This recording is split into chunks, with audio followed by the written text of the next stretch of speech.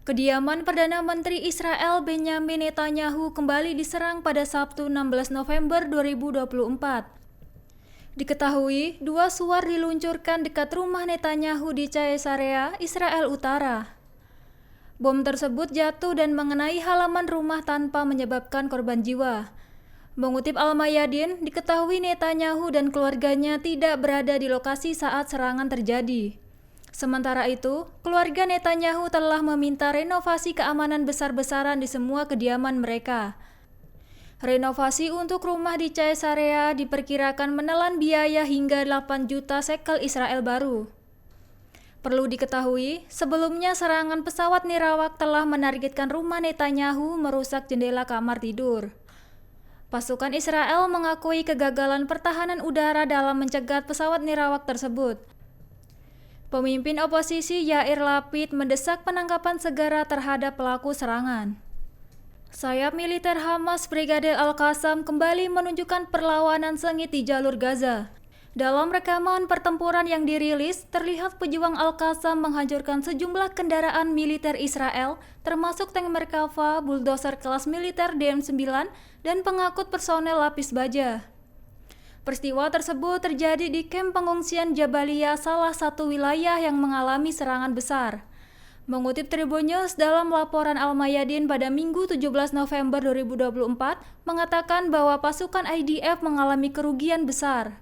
Pejuang Al-Qassam bahkan menewaskan Kolonel Ehsan Daksa, Komandan Brigade Lapis Baja ke-401 Divisi 162 Israel. Meskipun konflik berlangsung lebih dari 400 hari, semangat perlawanan dan pembangkangan dari rakyat Gaza tetap tinggi. Sementara itu, Brigadir Al-Qassam juga meluncurkan salvo roket ke wilayah Sderot, memicu ketegangan lebih lanjut. Ketahanan warga Jabalia menjadi simbol perjuangan di tengah agresi yang tiada henti. Hizbullah melancarkan serangan 80 roket ke pangkalan Angkatan Udara dan Angkatan Laut Israel di Haifa pada Sabtu 16 November 2024 malam.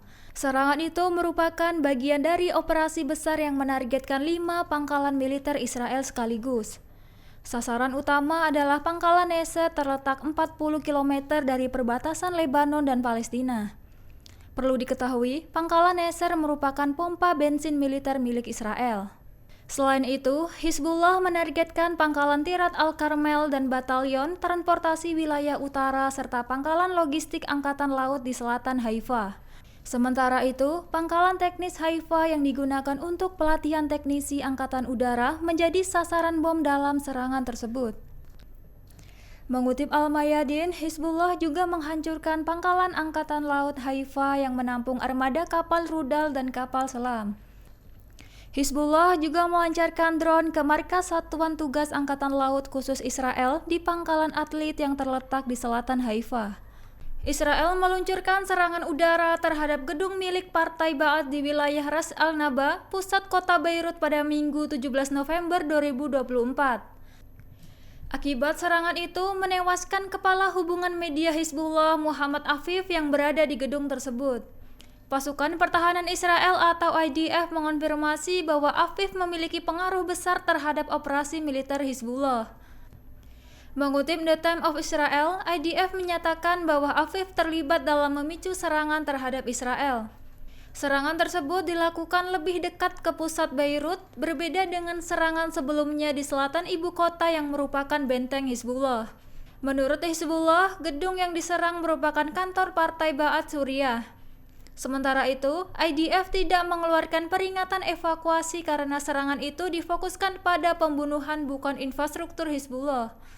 Perlu diketahui, Afif dikenal aktif dalam perang setelah eskalasi militer Israel pada September lalu.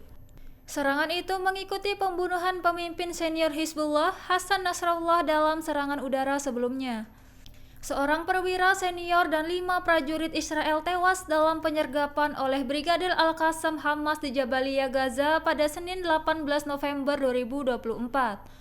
Serangan itu terjadi saat IDF sedang memasang jebakan untuk menangkap pejuang Palestina. Brigadir Al-Qassam Hamas mengklaim seorang penembak jitu melukai tentara Israel di Al-Quzandar, barat laut kota Gaza. Hamas juga mengakui bertanggung jawab atas serangan terhadap 2 tank Merkava dan sebuah bulldozer D9. Mengutip Tribun News pada 18 November 2024, serangan tersebut menggunakan rudal anti-tank Yasin 105 di dekat kamp pengungsian Al-Bureij, Gaza. Sementara itu, Hamas juga menyerang 2 bulldozer D9 lainnya dengan roket tandem di daerah yang sama. Serangan itu terjadi di tengah pertempuran sengit antara IDF dengan pejuang Palestina. Banyak korban dilaporkan dari kedua belah pihak dalam peperangan yang terus berlangsung. Militer Israel mengakui kerugian besar di kalangan perwira dan personelnya dalam pertempuran melawan Hamas.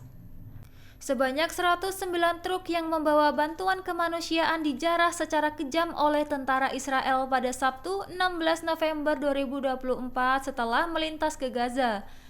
Penjarahan itu mengakibatkan hilangnya 98 truk yang berisi bantuan kemanusiaan. Mengutip Reuters pada 18 November, konvoi tersebut membawa makanan yang disediakan oleh Badan PBB UNRWA dan Program Pangan Dunia. Pejabat darurat senior UNRWA mengatakan Israel memberikan instruksi untuk mengirimkan konvoi melalui rute yang tidak dikenal dari penyeberangan Kerem Shalom. Insiden tersebut menyoroti tantangan besar dalam akses bantuan ke Gaza Selatan dan Tengah. Otoritas Palestina sebelumnya menuduh tentara Israel mengizinkan geng bersenjata menjarah truk bantuan di Gaza. Sementara itu, otoritas Palestina juga menuduh IDF meminta bagian dari hasil penjarahan tersebut.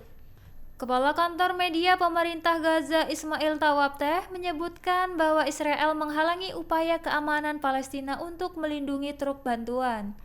Beberapa petugas keamanan Palestina tewas dalam serangan Israel saat mengamankan truk bantuan. Download Tribun X sekarang, menghadirkan lokal menjadi Indonesia.